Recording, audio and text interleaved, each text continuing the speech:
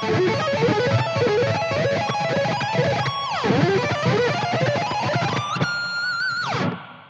champion guitar players, in this sweep picking tutorial, I show you how to sweep pick perfectly every single time. So whether you are new to sweep picking or you've been doing it a long time but want to get it absolutely perfect, this 6-step sweep picking mastery tutorial is for you.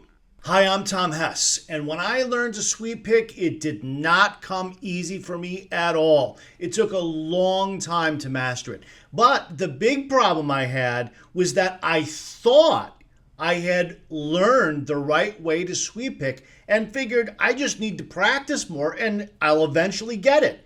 Well, that didn't happen because although I did practice it a lot, the way I first learned it was all wrong, so I only got better at doing it wrong, and that was very frustrating. Now later, I finally learned the absolute best way to sweep pick, and once I switched over to that approach, my sweep picking improved very quickly because I was finally on the right path and no longer on the wrong one. So I've taught this same stuff to thousands of my private online students over the years ever since, and now these guys can shred like beasts. And today, it's your turn to get started. So grab your guitar and let's have some fun.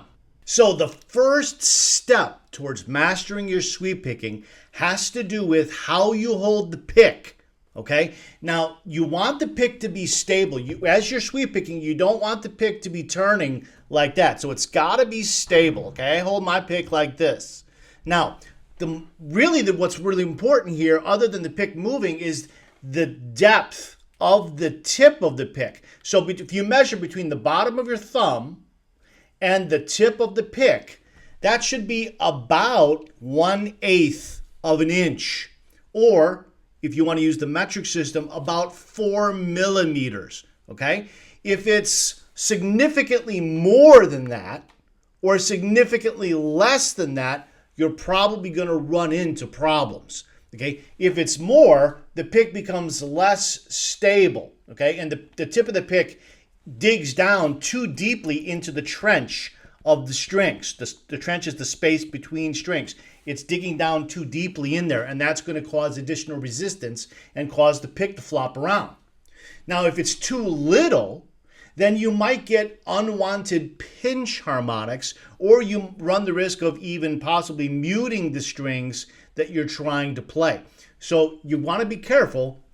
It's not too much. It's not too little. Again, it's about 1/8 of an inch between the bottom of my thumb and the tip of the pick, or that's about 4 millimeters. Now, I've got another video on YouTube that goes into a lot of detail about precisely how to grab the pick, how to hold it, okay? So you can check out that video. It's called The Right Way to Hold the Guitar Pick, The Ultimate Guide. Check that out on YouTube. Step number 2 to mastering your sweep picking is all about the right hand, or the picking hand position.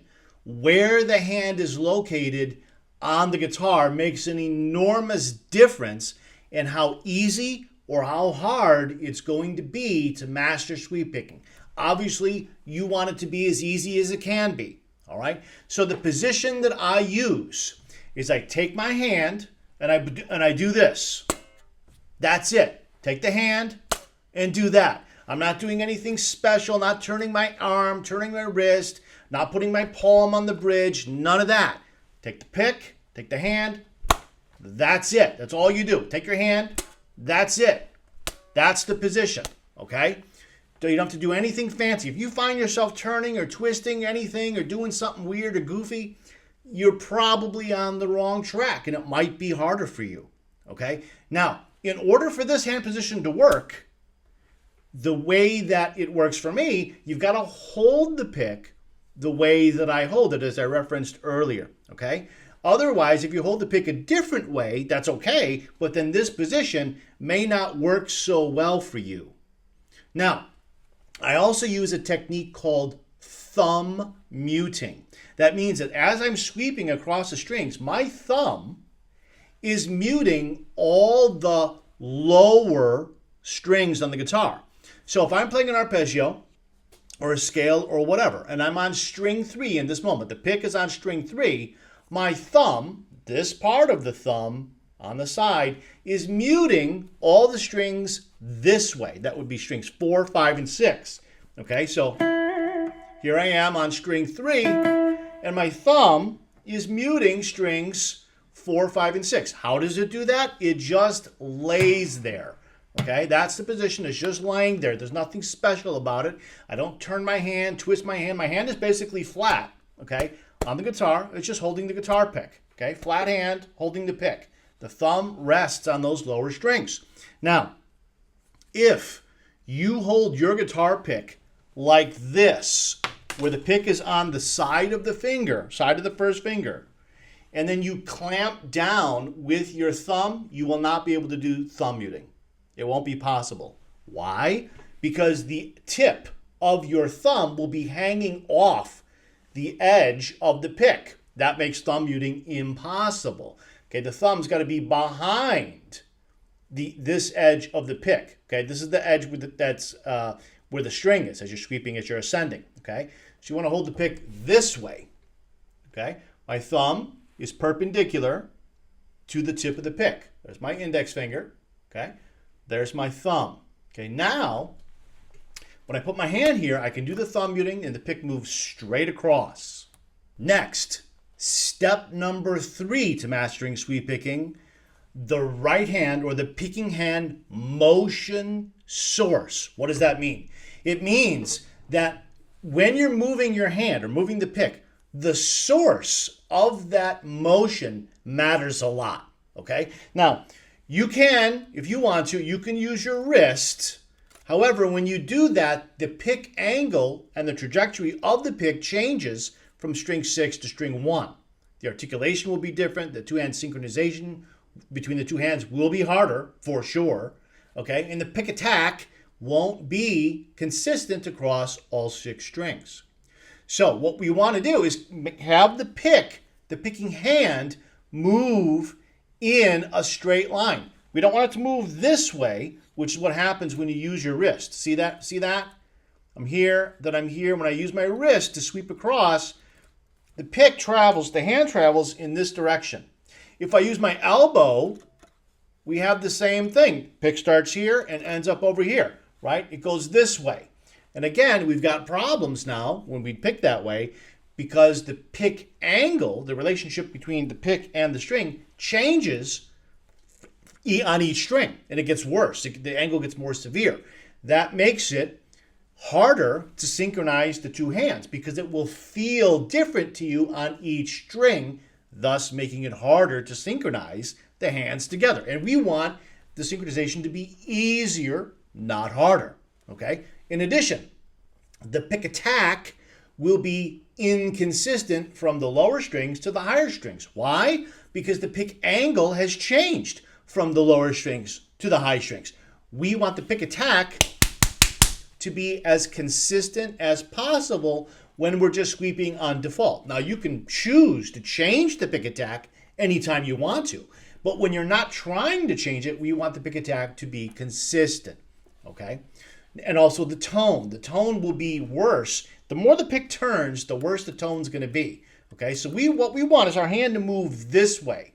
Okay, we want it to be perpendicular, approximately, to the strings. Okay, or parallel to like the pickup here. Okay, now how are we going to do that? Well, we need our hand. Don't worry about how the pick moves. Worry about how your hand moves. Okay. So we want the hand, just put the pick down, okay, and just put your hand here. We want the hand to move like this, all right? Now, for that to happen, the motion has to come from 2 places, the shoulder and the elbow, okay? Not just the elbow, not just the wrist, shoulder and the elbow, okay? And that will keep the pick moving approximately perpendicular to the string, keeping the pick angle consistent or fairly consistent, keeping the tone fairly consistent, the pick attack fairly consistent, and because those things are consistent, it makes it easier to integrate or to synchronize the two hands, and that's key. I've got another video on YouTube that goes into a lot of depth, specifically about the motion, where the motion comes from when sweep picking. That video is called How to Sweep Pick from the Wrist or the Elbow. Even though I've already given you the answer that it's a compound movement from the shoulder and the elbow in combination, you might want to check out that other video for more specific details on exactly how that works and why. So step number 4 in how to master your sweep picking is very closely related to step number 3. Step 3 was where the motion comes from.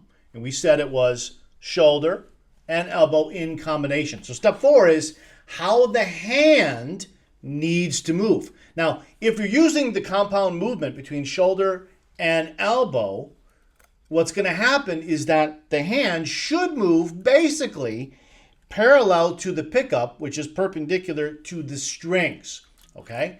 Now, whenever you're changing strings, when you're sweeping across, that's basically the motion that you want to use. You don't want this or, the opposite of that or whatever. We want it pretty much moving straight across. Okay? Now, there are times when you're sweep picking that, of course, you're going to have to turn around and change directions, right?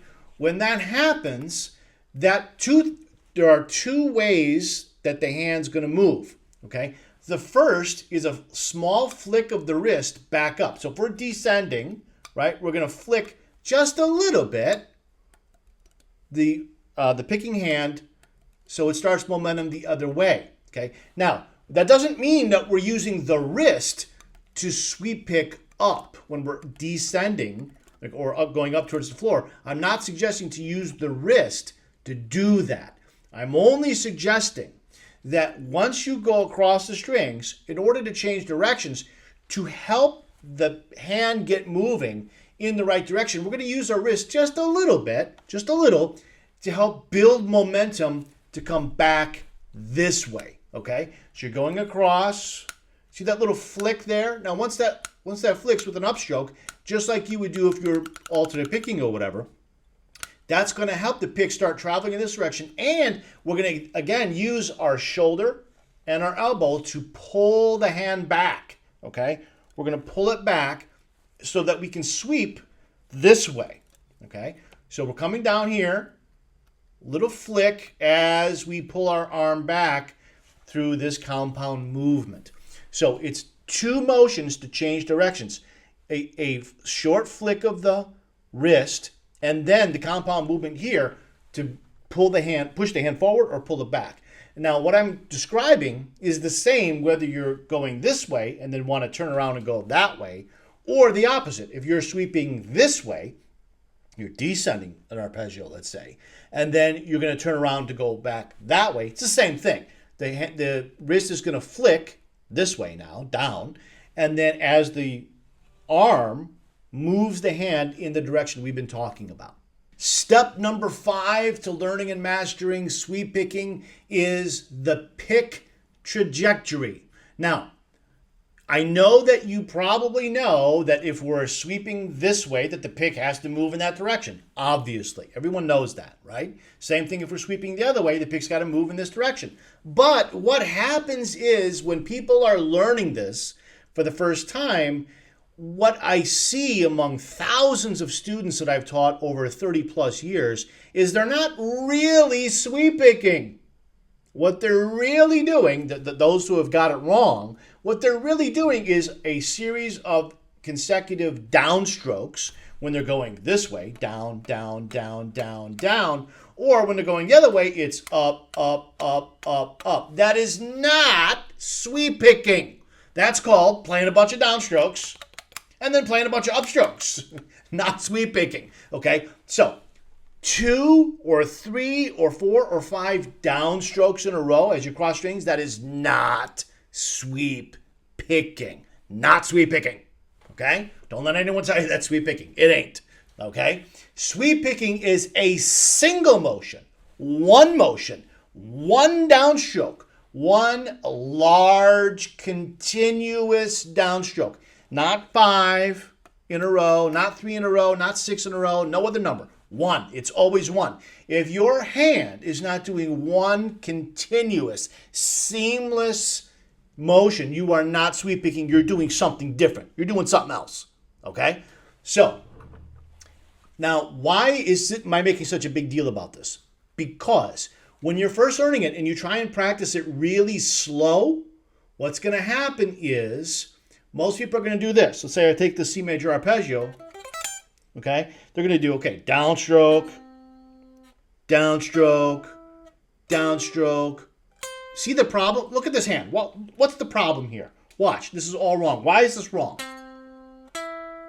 Because I'm just playing a series of downstrokes. I'm not sweep picking. Sweeping would look like this. Okay, where the hand continuously moves. It never, ever stops moving. It may have to slow down and speed up a little bit, but it never loses the momentum. So, as you're sweeping across, you want the hand to move like this. Okay, and you go back the other way, it moves like this. And you cover all the strings. Let me give you an analogy. If I had a baseball bat, okay, and I'm going to play baseball, and there's a pitcher who's going to throw the ball to me, all right, and now I've got to hit the ball. I'm going to do that with one swing, right? I'm not going to like do this and jerk the bat and then do it again. One swing. Now imagine that there are two pitchers, that are going to throw two balls. The first guy's going to throw a ball. The guy behind him is going to throw a ball. So I got two balls coming at me in the air. There won't be enough. If they throw those balls consecutively, close to each other, I won't have enough time with the bat to swing and hit the first ball, then recoil my arms to swing again for the second ball. Instead, the only way I'm going to hit both balls is if I, with one swing of the bat, I'm able to hit them both. Okay, so I hit the first ball maybe here and the second ball here with the bat. Now imagine you've got 5 or 6 people throwing the ball to you, and those balls are coming one right after the other. There's no time to swing at the first one, come back, swing at the next one. There's no time for that. Okay, they're a foot apart and they're coming at high speed. The only chance you have is with one swing, hitting all 5 of those balls. The bat just hits them all with one swing. That's exactly what we need to do when sweep picking. Now, when you're sweep picking fast, that seems pretty easy to just push your hand through and pull it back. But when you're practicing slow, it's not easy. Okay? So practicing sweep picking slowly is much harder than practicing it fast. Now, I'm not suggesting don't practice it slow because that's hard. Practice it fast because that's easy. That would be wrong. Okay, you want to practice slow because you've got to develop the skill, and that only happens when you do it slowly. Okay, but while you're practicing it slowly, we have to make sure that as you play the first note, as you're going to the next note, the hand never stops moving. So my hand has not stopped moving since I've been talking, since I played the first note. Okay, it's moving real slow, but it does not stop. It continuously moves to the next string. I did not just do down, pause again, down, pause. That is not correct. That is not sweep picking. And I'm not going to learn or master sweep picking if I practice that way. Okay? We've got to practice this way. The hand never stops moving ever. Okay, until it gets from in this case, string 5 to string 1, it's in constant, perpetual motion. So it looks like this. Hitting strings 5, hitting now 4, keep it going to string 3, 2, 1. Now, as you move your hand continuously in this direction, you will feel the sensation of the pick hitting each string as it does. So the pick is going to go like this. Okay, it's going to meet resistance against the string and tilt like this. And then as you're moving your hand, it's going to release the string, and the pick's going to want to do this. Okay, and you're going to feel this motion in your hand. Now, please don't get confused. I am not suggesting that you should be turning your hand. Okay, like this. No, we want the hand to be straight across. But inside the grip, the pick is going to do this every time that it slices through a string. It's going to move a little bit. That's okay. Just make sure that your hand is continuously moving in one motion. Okay? So now this is key here. This is crucial. What your hand has to do is a little different than what the pick is going to do. Let me say that again. What your hand is going to do is going to be a little different than what the pick is actually doing, because the pick is meeting resistance from the strings. It's going to tilt a little bit as it comes in contact with the string, okay? And then it's going to flex this way after it's finished hitting that string, okay? And the same thing's going to happen here. But you want this, your fist, the meat of your hand, to move in a straight line. The pick can flex and stuff a little bit as it makes contact with the strings, but you want this moving in a straight line, okay? So don't do this as you go across. Straight, okay? That's key. If you can do that, you can master, and you can, okay? Everybody can. You can master sweep picking and it won't be hard at all.